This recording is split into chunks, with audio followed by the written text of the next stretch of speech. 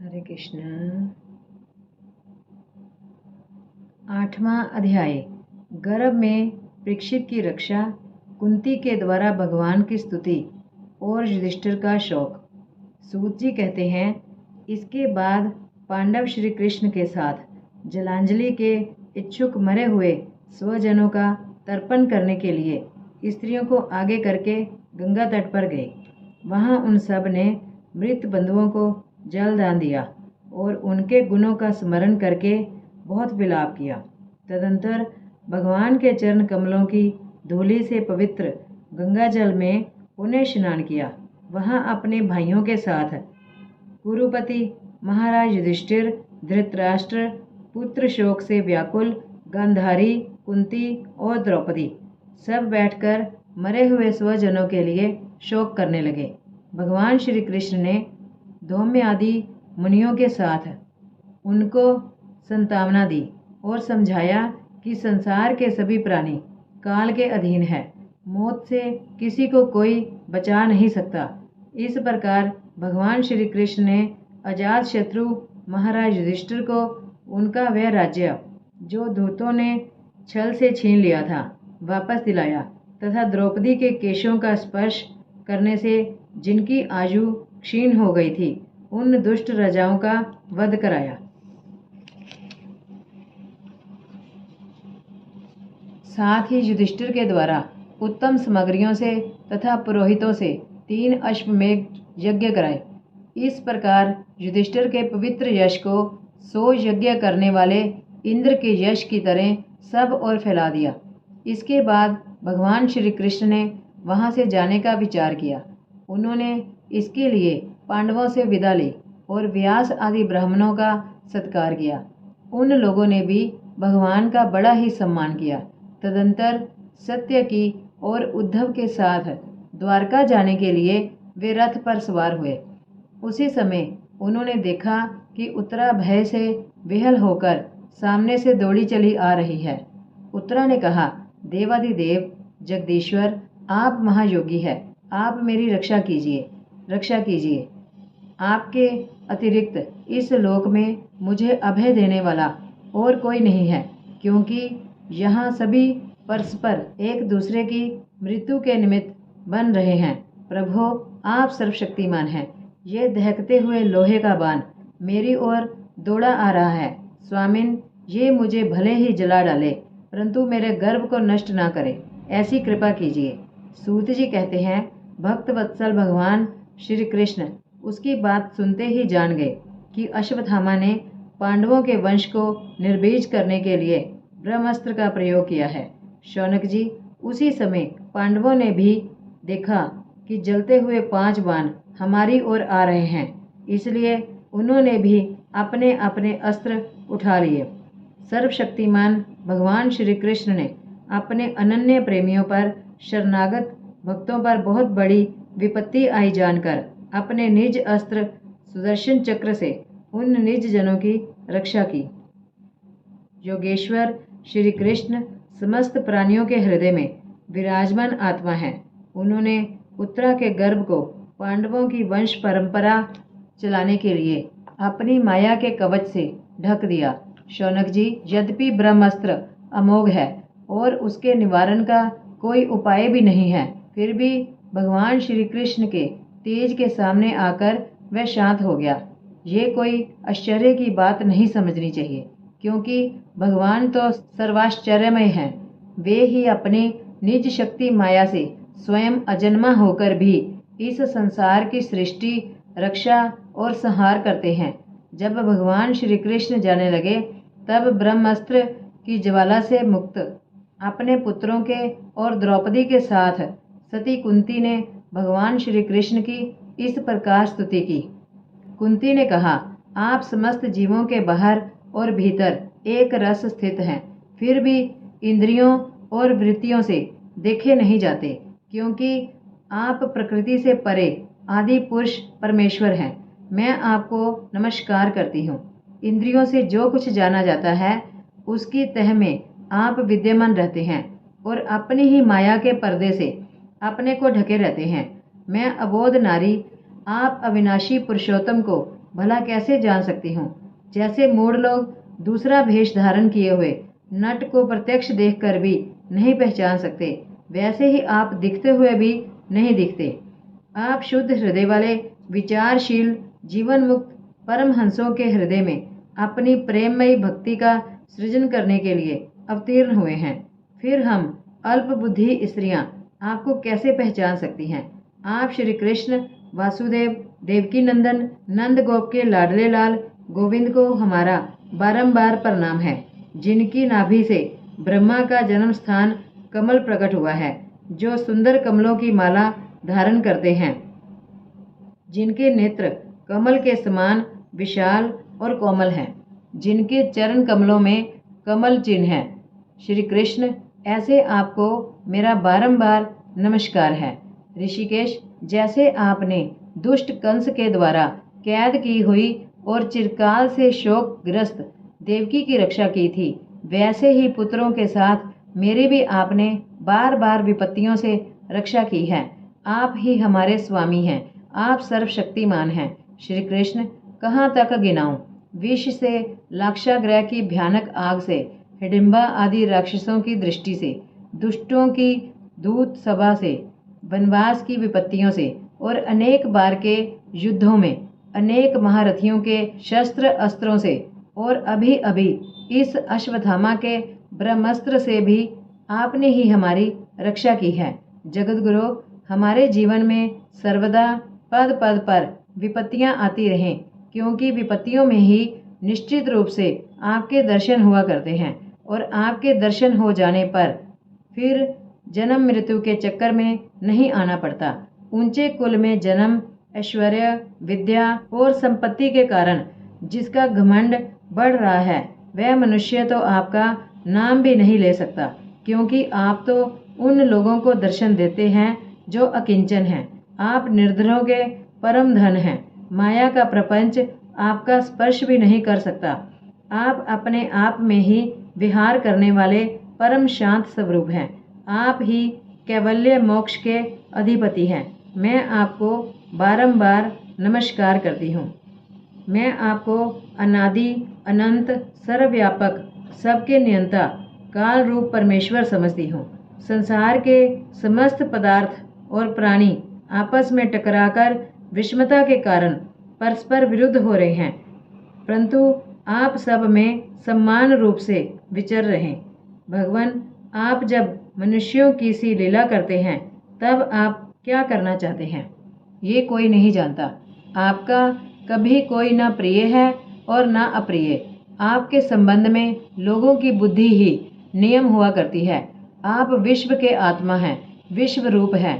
ना आप जन्म लेते हैं और ना कर्म ही करते हैं, फिर भी पशु पक्षी मनुष्य ऋषि जलचर आदि में आप जन्म लेते हैं और उन योनियों के अनुरूप दिव्य कर्म भी करते हैं। ये आपकी लीला ही तो है।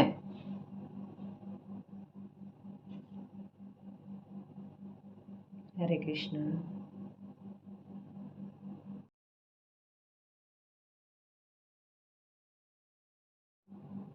हरे कृष्ण। 8वां अध्याय। गर्भ में परीक्षित की रक्षा, कुंती के द्वारा भगवान की स्तुति और युधिष्ठिर का शोक।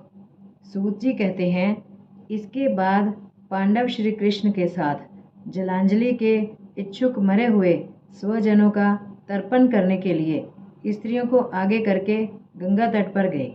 वहां उन सब ने मृत बंधुओं को जल दान दिया और उनके गुणों का स्मरण करके बहुत विलाप किया। तदंतर भगवान के चरण कमलों की धूलि से पवित्र गंगा जल में पुण्य स्नान किया। वहां अपने भाइयों के साथ कुरुपति महाराज युधिष्ठिर, धृतराष्ट्र, पुत्र शोक से व्याकुल गांधारी, कुंती और द्रौपदी सब बैठकर मरे हुए स्वजनों के लिए शोक करने लगे। भगवान श्री कृष्ण ने धौम्य आदि मुनियों के साथ उनको संतावना दी और समझाया कि संसार के सभी प्राणी काल के अधीन है, मौत से किसी को कोई बचा नहीं सकता। इस प्रकार भगवान श्री कृष्ण ने अजात शत्रु महाराज युधिष्ठिर को उनका वह राज्य जो दूतों ने छल से छीन लिया था वापस दिलाया तथा द्रौपदी के केशों का स्पर्श करने से जिनकी आयु क्षीण हो गई थी उन दुष्ट राजाओं का वध कराया। साथ ही युधिष्ठिर के द्वारा उत्तम सामग्रियों से तथा पुरोहितों से 3 अश्वमेध यज्ञ कराए।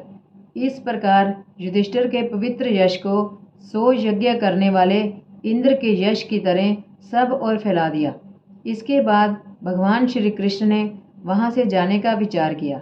उन्होंने इसके लिए पांडवों से विदा ली और व्यास आदि ब्राह्मणों का सत्कार किया।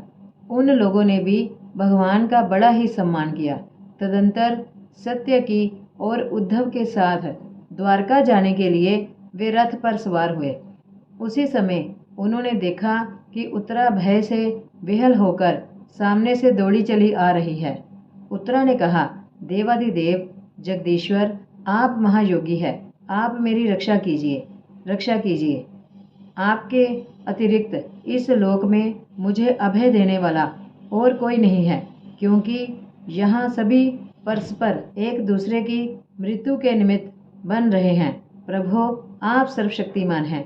ये दहकते हुए लोहे का बाण मेरी ओर दौड़ा आ रहा है। स्वामिन, ये मुझे भले ही जला डाले, परंतु मेरे गर्भ को नष्ट ना करे, ऐसी कृपा कीजिए। सूत जी कहते हैं, भक्त वत्सल भगवान श्री कृष्ण उसकी बात सुनते ही जान गए कि अश्वत्थामा ने पांडवों के वंश को निर्बीज करने के लिए ब्रह्मास्त्र का प्रयोग किया है। शौनक जी, उसी समय पांडवों ने भी देखा कि जलते हुए 5 बाण हमारी ओर आ रहे हैं, इसलिए उन्होंने भी अपने अपने अस्त्र उठा लिए। सर्वशक्तिमान भगवान श्री कृष्ण ने अपने अनन्य प्रेमियों पर, शरणागत भक्तों पर बहुत बड़ी विपत्ति आई जानकर अपने निज अस्त्र सुदर्शन चक्र से उन निज जनों की रक्षा की। योगेश्वर श्री कृष्ण समस्त प्राणियों के हृदय में विराजमान आत्मा है। उन्होंने उत्तरा के गर्भ को पांडवों की वंश परंपरा चलाने के लिए अपनी माया के कवच से ढक दिया। शौनक जी, यद्यपि ब्रह्मास्त्र अमोघ है और उसके निवारण का कोई उपाय भी नहीं है, फिर भी भगवान श्री कृष्ण के तेज के सामने आकर वह शांत हो गया। ये कोई आश्चर्य की बात नहीं समझनी चाहिए, क्योंकि भगवान तो सर्वाश्चर्यमय हैं। वे ही अपनी निज शक्ति माया से स्वयं अजन्मा होकर भी इस संसार की सृष्टि, रक्षा और संहार करते हैं। जब भगवान श्री कृष्ण जाने लगे, तब ब्रह्मास्त्र की ज्वाला से मुक्त अपने पुत्रों के और द्रौपदी के साथ सती कुंती ने भगवान श्री कृष्ण की इस प्रकार स्तुति की। कुंती ने कहा, आप समस्त जीवों के बाहर और भीतर एक रस स्थित हैं, फिर भी इंद्रियों और वृत्तियों से देखे नहीं जाते, क्योंकि आप प्रकृति से परे आदि पुरुष परमेश्वर हैं। मैं आपको नमस्कार करती हूँ। इंद्रियों से जो कुछ जाना जाता है, उसकी तह में आप विद्यमान रहते हैं और अपनी ही माया के पर्दे से अपने को ढके रहते हैं। मैं अबोध नारी आप अविनाशी पुरुषोत्तम को भला कैसे जान सकती हूँ। जैसे मूढ़ लोग दूसरा भेष धारण किए हुए नट को प्रत्यक्ष देखकर भी नहीं पहचान सकते, वैसे ही आप दिखते हुए भी नहीं दिखते। आप शुद्ध हृदय वाले विचारशील जीवन मुक्त परमहंसों के हृदय में अपनी प्रेममयी भक्ति का सृजन करने के लिए अवतीर्ण हुए हैं। फिर हम अल्प बुद्धि स्त्रियां आपको कैसे पहचान सकती हैं। आप श्री कृष्ण वासुदेव, देवकी नंदन, नंद गोप के लाडले लाल गोविंद को हमारा बारंबार प्रणाम है, जिनकी नाभि से ब्रह्मा का जन्म स्थान कमल प्रकट हुआ है, जो सुंदर कमलों की माला धारण करते हैं, जिनके नेत्र कमल के समान विशाल और कोमल हैं, जिनके चरण कमलों में कमल चिन्ह है। श्री कृष्ण, ऐसे आपको मेरा बारंबार नमस्कार है। ऋषिकेश, जैसे आपने दुष्ट कंस के द्वारा कैद की हुई और चिरकाल से शोकग्रस्त देवकी की रक्षा की थी, वैसे ही पुत्रों के साथ मेरी भी आपने बार बार विपत्तियों से रक्षा की है। आप ही हमारे स्वामी हैं, आप सर्वशक्तिमान हैं। श्री कृष्ण, कहाँ तक गिनाऊं। विष से लाक्षागृह की भयानक आग से हिडिंबा आदि राक्षसों की दृष्टि से, दुष्टों की दूत सभा से, वनवास की विपत्तियों से और अनेक बार के युद्धों में अनेक महारथियों के शस्त्र अस्त्रों से और अभी अभी इस अश्वत्थामा के ब्रह्मास्त्र से भी आपने ही हमारी रक्षा की है। जगतगुरु, हमारे जीवन में सर्वदा पद पद पर विपत्तियां आती रहें, क्योंकि विपत्तियों में ही निश्चित रूप से आपके दर्शन हुआ करते हैं और आपके दर्शन हो जाने पर फिर जन्म मृत्यु के चक्कर में नहीं आना पड़ता। ऊंचे कुल में जन्म, ऐश्वर्य, विद्या और संपत्ति के कारण जिसका घमंड बढ़ रहा है, वह मनुष्य तो आपका नाम भी नहीं ले सकता, क्योंकि आप तो उन लोगों को दर्शन देते हैं जो अकिंचन हैं। आप निर्धनों के परम धन हैं। माया का प्रपंच आपका स्पर्श भी नहीं कर सकता। आप अपने आप में ही विहार करने वाले परम शांत स्वरूप हैं। आप ही कैवल्य मोक्ष के अधिपति हैं। मैं आपको बारंबार नमस्कार करती हूँ। मैं आपको अनादि, अनंत, सर्वव्यापक, सबके नियंता, काल रूप परमेश्वर समझती हूँ। संसार के समस्त पदार्थ और प्राणी आपस में टकराकर विषमता के कारण परस्पर विरुद्ध हो रहे हैं, परंतु आप सब में समान रूप से विचर रहें। भगवान, आप जब मनुष्यों की सी लीला करते हैं, तब आप क्या करना चाहते हैं, ये कोई नहीं जानता। आपका कभी कोई ना प्रिय है और ना अप्रिय। आपके संबंध में लोगों की बुद्धि ही नियम हुआ करती है। आप विश्व के आत्मा हैं, विश्व रूप हैं। ना आप जन्म लेते हैं और ना कर्म ही करते हैं, फिर भी पशु पक्षी, मनुष्य, ऋषि, जलचर आदि में आप जन्म लेते हैं और उन योनियों के अनुरूप दिव्य कर्म भी करते हैं। ये आपकी लीला ही तो है।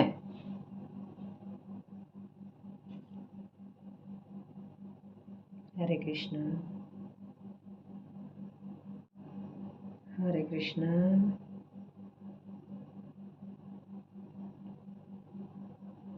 जब बचपन में आपने दूध की मटकी फोड़कर यशोदा मैया को खिजा दिया था और उन्होंने आपको बांधने के लिए हाथ में रस्सी ली थी, तब आपकी आंखों में आंसू छलक आए थे, काजल कोपलों पर बह चला था, नेत्र चंचल हो रहे थे और भय की भावना से आपने अपने मुख को नीचे की ओर झुका लिया था। आपकी उस दशा का, लीला छवि का ध्यान करके मैं मोहित हो जाती हूँ। भला जिससे भय भी भय मानता है, उसकी ये दशा। आपने अजन्मा होकर भी जन्म क्यों लिया है, इसका कारण बतलाते हुए कोई कोई महापुरुष यूँ कहते हैं कि जैसे मलयाचल की कीर्ति का विस्तार करने के लिए उसमें चंदन प्रकट होता है, वैसे ही अपने प्रिय भक्त पुण्य श्लोक राजा यदु की कीर्ति का विस्तार करने के लिए ही आपने उनके वंश में अवतार ग्रहण किया है। दूसरे लोग यूँ कहते हैं कि वसुदेव और देवकी ने पूर्व जन्म में सुतपा और कुशिन के रूप में आपसे यही वरदान प्राप्त किया था, इसलिए आप अजन्मा होते हुए भी जगत के कल्याण और दैत्यों के नाश के लिए उनके पुत्र बने हैं। कुछ और लोग यूँ कहते हैं कि ये पृथ्वी दैत्यों के अत्यंत भार से समुद्र में डूबते हुए जहाज की तरह डगमगा रही थी, पीड़ित हो रही थी। तब ब्रह्मा की प्रार्थना से उसका भार उतारने के लिए ही आप प्रकट हुए। कोई महापुरुष यूँ कहते हैं कि जो लोग इस संसार में अज्ञान, कामना और कर्मों के बंधन में जकड़े हुए पीड़ित हो रहे हैं, उन लोगों के लिए श्रवण और स्मरण करने योग्य लीला करने के विचार से ही आपने अवतार ग्रहण किया है। भक्तजन बार बार आपके चरित्र का श्रवण, गान, कीर्तन एवं स्मरण करके आनंदित होते रहते हैं। वे ही अविलंब आपके उस चरण कमल का दर्शन कर पाते हैं, जो जन्म मृत्यु के प्रवाह को सदा के लिए रोक देता है। भक्त वांछा कल्पतरु प्रभो, क्या आप अब अपने आश्रित और संबंधी हम लोगों को छोड़कर जाना चाहते हैं? आप जानते हैं कि आपके चरण कमलों के अतिरिक्त हमें और किसी का सहारा नहीं है। पृथ्वी के राजाओं के तो हम यूं ही विरोधी हो गए हैं, जैसे जीव के बिना इंद्रियां शक्तिहीन हो जाती हैं, वैसे ही आपके दर्शन बिना यदुवंशियों के और हमारे पुत्र पांडवों के नाम तथा रूप का अस्तित्व ही क्या रह जाता है। गदाधर, आपके विलक्षण चरण चिन्हों से चिन्हित यह कुरु जंगल देश की भूमि आज जैसी शोभायमान हो रही है, वैसी आपके चले जाने के बाद न रहेगी। आपकी दृष्टि के प्रभाव से ही ये देश पकी हुई फसल तथा लता वृक्षों से समृद्ध हो रहा है। ये वन, पर्वत, नदी और समुद्र भी आपकी दृष्टि से ही वृद्धि को प्राप्त हो रहे हैं। आप विश्व के स्वामी हैं, विश्व के आत्मा हैं और विश्व रूप हैं। यदुवंशियों और पांडवों में मेरी बड़ी ममता हो गई है।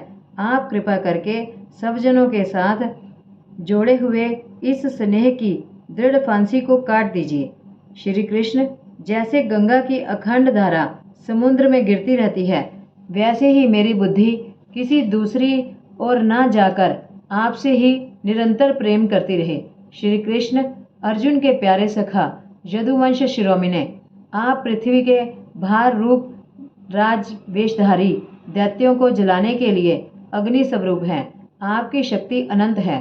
गोविंद, आपका ये अवतार गो ब्राह्मण और देवताओं का दुख मिटाने के लिए ही है। योगेश्वर, चराचर के गुरु भगवान, मैं आपको नमस्कार करती हूँ। हरे कृष्ण।